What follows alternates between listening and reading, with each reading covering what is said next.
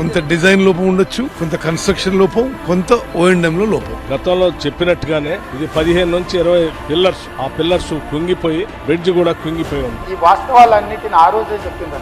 ఈ కాళేశ్వరం ప్రాజెక్ట్ అనేది తెలంగాణకు వరప్రదాయిని కాదు అధ్యక్ష, వీళ్ళ పుణ్యమా అని కాళేశ్వరం ప్రాజెక్టు తెలంగాణ సమాజానికి ఒక కలంకంగా మారింది అధ్యక్ష.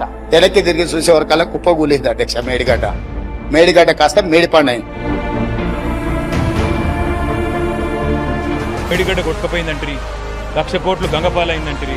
మరి ఇలా మేడిగడ్డనేమో మేటిగడ్డలాగా టీవీగా నిటారుగా నిల్చొని. అందుకే వాస్తవాలు ప్రజలకు చెప్పాలి. పంపింగ్ చేయొచ్చు, 10 లక్షల క్యూసెక్ల నీళ్లు వృధాగా కిందికి పోతున్నాయి.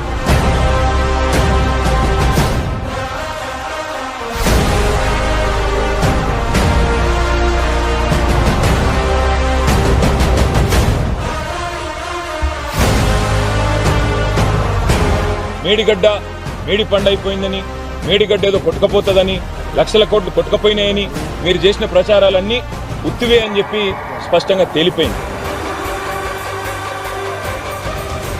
కాళేశ్వరం ప్రాజెక్టు యొక్క గొప్పతనానికి సాక్ష్యం అని చెప్పక తప్పదు.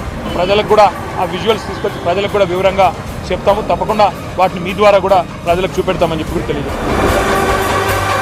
1,00,000 కోట్ల విలువ చేసే ప్రాజెక్టు అని ఒకవైపు చెప్తూ 1,00,000 కోట్లు కొట్టుకుపోయింది అని చెప్పి ఒకవైపు చిల్లర మాటలు మాట్లాడుతూ, కాళేశ్వరం అంటే ఒక మేడిగడ్డ కాదు, కాళేశ్వరం అంటే 3 బరాజులు, కాళేశ్వరం అంటే 15 రిజర్వాయర్, కాళేశ్వరం అంటే 21 పంప్ హౌజ్, కాళేశ్వరం అంటే 203 కిలోమీటర్ల సొరంగాలు, కాళేశ్వరం అంటే 1,531 కిలోమీటర్ల ప్రవాహ కాలువలు, కాళేశ్వరం అంటే 98 కిలోమీటర్ల ప్రెజర్ మెయిన్, 141 టీఎంసీల స్టోరేజ్ కెపాసిటీ, 240 టీఎంసీల వినియోగం.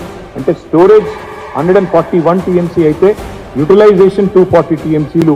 ఇవన్నిటి సమగ్ర సమాహారమే కాళేశ్వరం తప్ప ఒక బరాజ్ కాదు.